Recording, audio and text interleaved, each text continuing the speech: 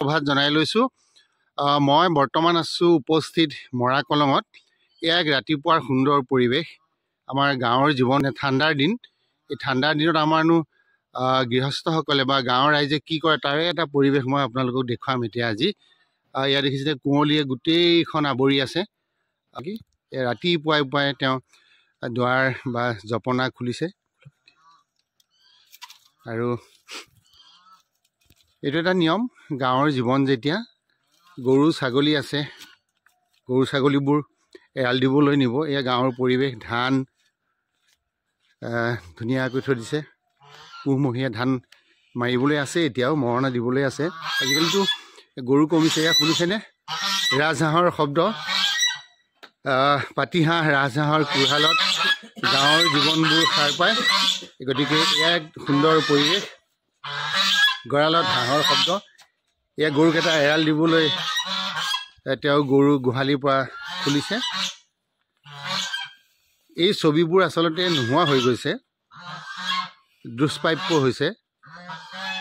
ময়ো যাম আজি। বহুত দিন পথাৰলৈ যোৱা নাছিলোঁ যদিও গাঁৱতে থাকোঁ, তথাপিও যেন পথাৰখন অচিনাকি হৈ পৰিছে আজিকালি আমাৰ।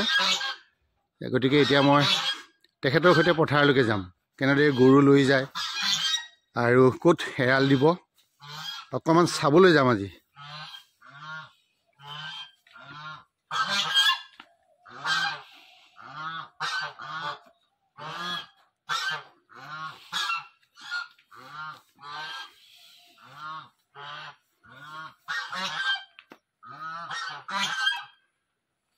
ৰাস্তাৰে ওলাই যাব লাগিছিল পদূলি মুখেৰে। ফালদি আমি ওলাই আহিছোঁ পথাৰলৈ এতিয়া গৰু এৰাল দিবলৈ। এইবোৰ আমিও কৰিছিলোঁ জীৱনত। সেইবাবে আজি সোনকালে তেখেতৰ সৈতে উঠিলোঁ। উঠি মই এতিয়া এই পথাৰখনলৈ আহি আছোঁ আৰু চাম তেখেতৰ সৈতে পথাৰত যদি কিছু বস্তু পাওঁ, যেনে মাটিমাহ আছে নেকি, সৰিয়হ এডৰা আছে নেকি, অকণমান চাম বাৰু আজি ৰাতিপুৱাই পুৱাই। খুব ভাল লাগে এই জীৱনবিলাক, কিন্তু লাহে লাহে এইবোৰ যেন গাঁৱৰ পৰা নাইকিয়া হৈছে। আমি চহৰমুখী হোৱাৰ লগে লগে এইবোৰ যেন আমাৰো কৰ্মজীৱনৰ পৰা এইবিলাক আঁতৰি গৈছেগৈ।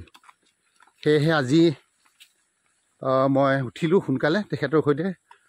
চাওঁ, আমাৰ বুঢ়াসকলে বা ককা দেউতাহঁতে কৈছিলে খালী ভৰিৰে আচলতে নিয়ৰত খোজকাঢ়িব লাগে, কিন্তু আজিকালি আমি দেখোন শুই উঠাৰ পৰা চেণ্ডেলযোৰ ভৰিত নেৰোৱেই। খালী ভৰিৰে খোজকঢ়াৰ নিয়মবোৰ আমাৰ নোহোৱাই হৈ গৈছে। তথাপিও আহিছোঁ। সেইবোৰ দেখিছেনে গাঁৱৰ পৰিৱেশ?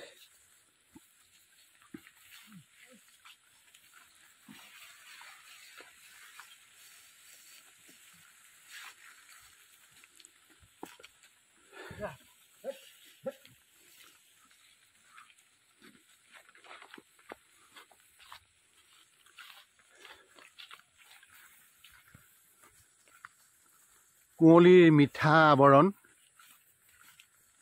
পোহৰ কুঁৱলী।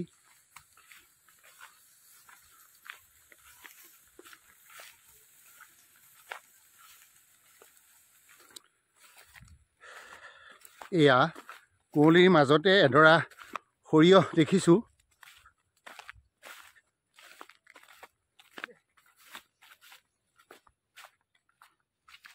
কোনোবা গৃহস্থই কালিয়ে গৈছে, ডাঙৰিবোৰ বান্ধি থৈ গৈছে। আজি হয়তো কঢ়িয়াই নিব ঘৰলৈ। গৰু দৰখ দিয়া কাম সমাপ্ত হ'ল। মই তেখেতকে সুধোচোন বাৰু অকণমান। এইখন কি পথাৰ বুলি ক'লে তেতিয়া? বোৱালগুৰি পথাৰ ন? ঘাঁহটো নায়েই আৰু। এয়া মই গম পালোঁ যে হালোৱা গৰু নাই আচলতে। কিয় ৰাখিব পৰা নাই? এই চুৰ চটাই পোৱা। চুৰ চটাই কাৰণে খুব গৰু চুৰ হৈছে ন? সি এটা সমস্যাই হৈছে আচলতে। গতিকে বোলো আমি এতিয়া মাটিমাহ ধৰা চাওঁ। এয়া সৰিয়হৰ মাজে মাজে আমি আহিছোঁ এতিয়া। ধুনীয়া সৰিয়হ হৈ আছে।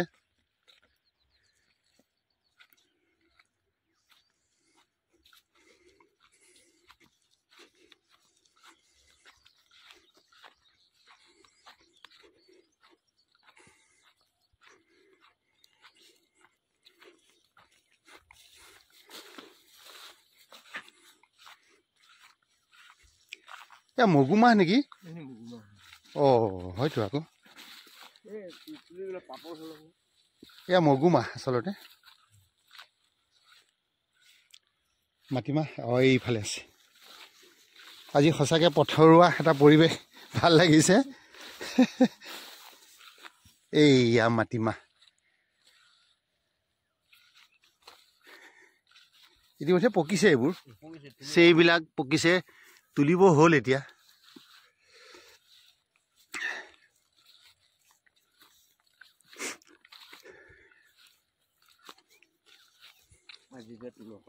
হয় এইখিনি আপোনালোকৰ ঘৰৰে নে অঁ ঠিক আছে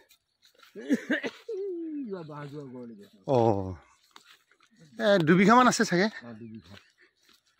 পাতল হৈছে অলপ পেলোৱা ন এইটো এটা কঠীয়াৰ পৰা বিতলি হয় নেকি এইটো বিতলি হয় আমাৰ এটা বিহুগীত এটা গায়ে দিব মন গৈছে এতিয়া বিতলিত দেখিলো জানৈ মাটিমাহে দৰা জানৈ মাটিমাহে দৰা জানৈ তাৰে মাজত ওখকৈ মগু মাটিমাহৰ মাজত যেতিয়া এজোপা মগু গছ থাকে তাক মানে দূৰৰ পৰাই চিনিব পাৰি আৰু সি মানে খুব ওখ হৈ থাকে আচলতে তেনেকুৱা আহোঁতে ৰাতিপুৱাই বিহুগীতেই ওলাই গ'ল মুখত আৰু আপোনালোকে এইবোৰ গাঁৱৰ জীৱন আচলতে আৰু মাটিমাহ তুলিবলৈ যেতিয়া অহা যায় সিও এটা খুব আনন্দ গতিকে কুঁৱলীৰ মাজে মাজে আজি আহিলোঁ এনেকৈ ভাল লাগিছে খুব ভাল লাগিছে চাৰিওফালে কুঁৱলী আৰু এইবোৰ এইটো গাঁৱৰ জীৱন এতিয়া বিহু আহিছে বিহু আগত ইয়াৰ নতুন মাটিমাহ তুলি আপোনালোকক বিহুৰ বজাৰত উলিয়াই দিবই আৰু তিলো চাগে কাটিলে হয়নে তিল কটা হ'ল এতিয়া মাটিমাহ এইবোৰ উঠাই পেলাই বিহুৰ কাৰণে প্ৰস্তুত হ'বই আৰু ৰাইজ বা ভাল লাগিছে এনেকুৱা আচলতে মাটিমাহ আমাৰ পিনে বিশেষকৈ ভকত গাঁৱৰ পিনে দেখিবলৈ নাইকিয়াই হ'ল কিছু ঠাইতহে এইবোৰ পৰিৱেশ পোৱা যায় সেইকাৰণে আজি ৰাতিপুৱাই উঠিলোঁ এখেতৰ সৈতে আহিলোঁ আহি চালোহি অকণমান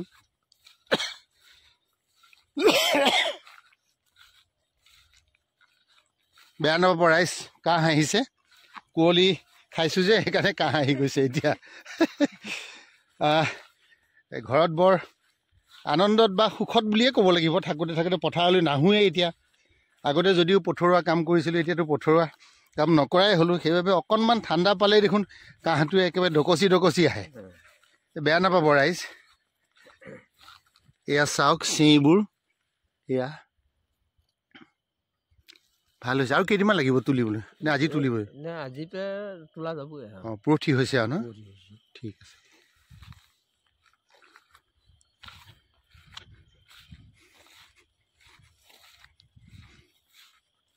কেইদিনমান লাগিব তুলোতে এসপ্তাহমান লাগিব নেকি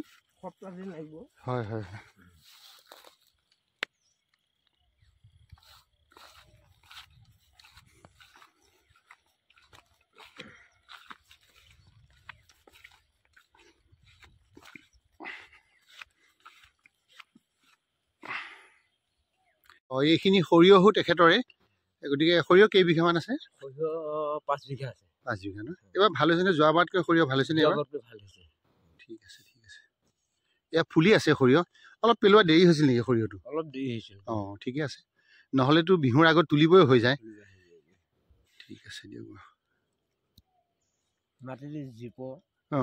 মাটিটো মানে হেৰি আছে পলসুৱা বা জীপটো থাকে অঁ সেইকাৰণে দেৰিকৈ হাল মাৰি পেলাব লগা হ'ল আৰু এয়া এডৰা ইকৰাণী আচলতে আমি বটা বুলিও কওঁ ইকৰা বটা পথাৰৰ মাজত আছে চাওকচোন বৰ ধুনীয়া লাগে এইবোৰ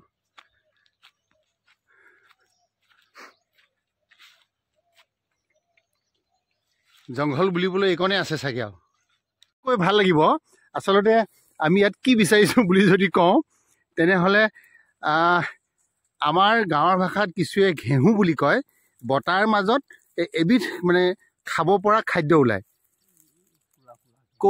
ক'লাকৈ ওলায় চাইছোঁ হৈছে নে নাই আচলতে পুহমহীয়াটো হ'ব লাগিছিলে নিয়মমতে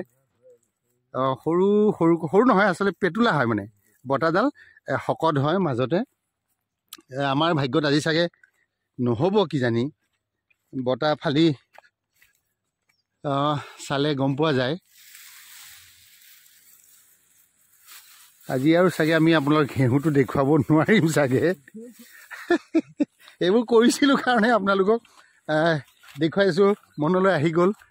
আপোনালোকে কোনে কোনে বতাহ খাইছিলে বা বতাহ ঘেঁহু খাইছিলে কমেণ্ট কৰি জনাবচোন বাৰু।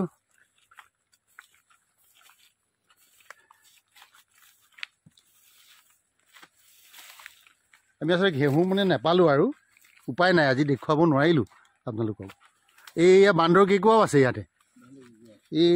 দেখিছেনে বান্দৰ কেঁকুৰা চিনি পায়নে নাপায়? এইয়া গায়ে মূৰে যদি লাগি যায় আৰু হৈছে আৰু তেনেহ'লে আৰু এইয়া বান্দৰ কেঁকুৰা বুলি কয়। এইবোৰ বান্দৰ কেঁকুৰা গাত যদি লাগিলে আপোনালোকে আৰু খজুৱতিত থাকিব নোৱাৰিব।